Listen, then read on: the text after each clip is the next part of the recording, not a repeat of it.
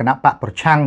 មួយនៅក្នុងកម្ពុជាកំពុងតែរៀបឯកសារផ្លូវការប្តឹងទៅតុលាការអន្តរជាតិដែលហៅកាត់ថា ICC ហើយអំពីការឈ្លានពានរបស់ថៃមកលើទឹកដីកម្ពុជាដែលការប្តឹងនេះធ្វើតាមរយៈនៃការបើកសន្និសីទខ្សែមួយទាក់ទងទៅនឹងការរៀបចំបណ្ដឹងដែលដឹកនាំដោយគណៈបកកម្លាំងជាតិដែលមានលោករងឈុននៅក្នុងគណៈបកផ្ទាល់តែម្ដងធ្វើការប្តឹងទៅដល់ភាគីថៃ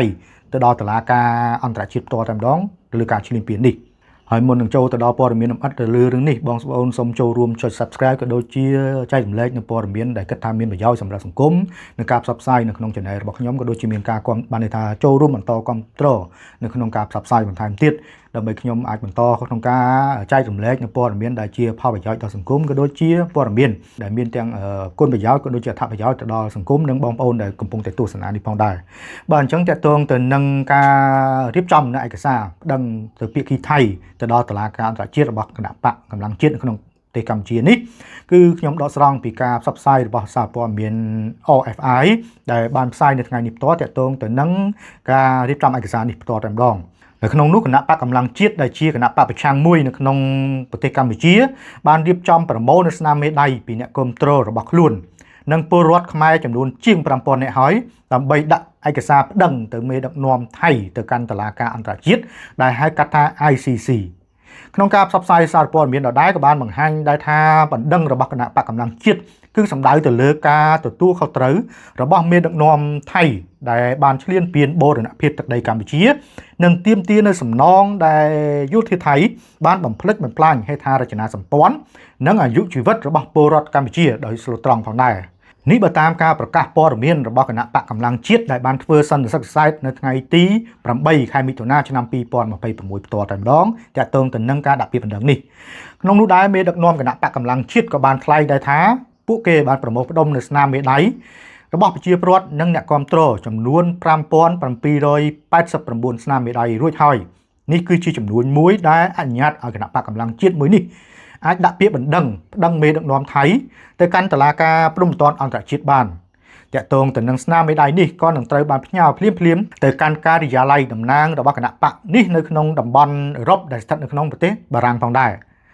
នៅក្នុងសន្និសីទខ្សែទីប្រឹក្សាគណៈបកកម្លាំងជាតិលោករងឈុនគឺបានបញ្ជាក់ថា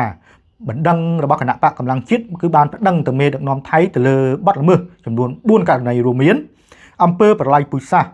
ទី2អក្រិតកម្មប្រឆាំងនឹងមនុស្សជាតិទី3អក្រិតកម្មសង្គ្រាមនិងទី4អក្រិតកម្មឈ្លានពានតាក់ទងទៅនឹងរឿងនេះដែរលោករងឈុនដែលជាគណៈបកកម្លាំងជាតិក៏បានបង្ហាញថាគណៈបកកម្លាំងជាតិគឺមានលទ្ធភាពរកនៅស្នាមមេដៃបានរាប់ម៉ឺនតែគណៈបកត្រូវចំណាយនៅថវិកាលើតម្លៃនៃការផ្ញើវាខ្ពស់ពេកតាក់ទងទៅនឹងសំណួរសួរថាតើគណៈបកសង្ឃឹមទទួលបានការដោះស្រាយពី ICC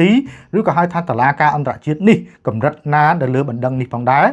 ជាការឆ្លើយតបទីប្រឹក្សាគណៈបកប្រឆាំងរូបនេះក៏បានឆ្លើយវិញថាលោកគឺមានក្តីសង្ឃឹមដោយសារតែយុត្ថាធិការនៃព្រហ្មទណ្ឌតុលាការអន្តរជាតិ ICC គឺនឹងបើកផ្លូវឲ្យគណៈបកប្រឆាំងសង្គមស៊ីវិលនិងប្រជាពលរដ្ឋអាចដាក់ជាព័ត៌មានឬក៏ជារបាយការណ៍ភស្តុតាងដែលតុលាការអាចយកទៅធ្វើជាមូលដ្ឋានក្នុងការសិក្សានិងពិចារណាផងដែរជាមួយគ្នានេះដែរលោករងឈុនបានរំលឹកដែរថាការធ្វើសកម្មភាពអាចមានលទ្ធភាពផលបានន័យថាមានលទ្ធផលជាវិជ្ជមាននិងអវិជ្ជមានតែបើមិនធ្វើអ្វីសោះគឺច្បាស់ជាទទួលបានលទ្ធផលស្មើនឹង0បាទន័យរបស់គាត់គឺបានបញ្ជាក់ថាបើសិនជាយើងធ្វើលទ្ធផលទោះតិចឬច្រើនក៏វានឹងទទួលបានលទ្ធផលតែបើយើងមិនធ្វើលទ្ធផលមានតែមួយគត់គឺវា0ន័យរបស់គាត់គឺចង់បង្ហាញយ៉ាងដូចនេះក្នុងនោះបើយោងទៅតាមការបញ្ជាក់នៅក្នុងការផ្សព្វផ្សាយដដែលគឺបានបង្ហាញថា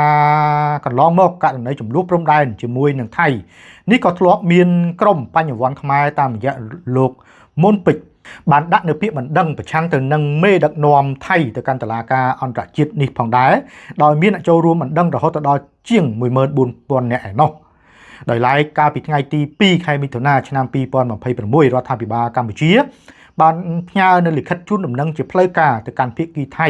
និងអគ្គលេខាធិការអង្គការសហប្រជាជាតិពីការចាប់ផ្ដើមដំណើរការយន្តការផ្សះផ្សាដោយបង្ខំក្រោមអនុសញ្ញាអង្គការសហប្រជាជាតិស្ដីពីនីតិសមុទ្រ UNCLOS ផងដែរបាទនេះគឺតាក់ទងទៅនឹងការរៀបចំបណ្ដឹងរបស់គណៈបកកម្លាំងជាតិដែលជាគណៈបកមួយកំពុងតែមានវត្តមាននៅក្នុងទឹកដីកម្ពុជាហើយក៏ជាគណៈបកប្រឆាំងផងដែរអញ្ចឹងតាមរយៈនៃការលើកឡើងរបស់ទីប្រឹក្សាគណៈបក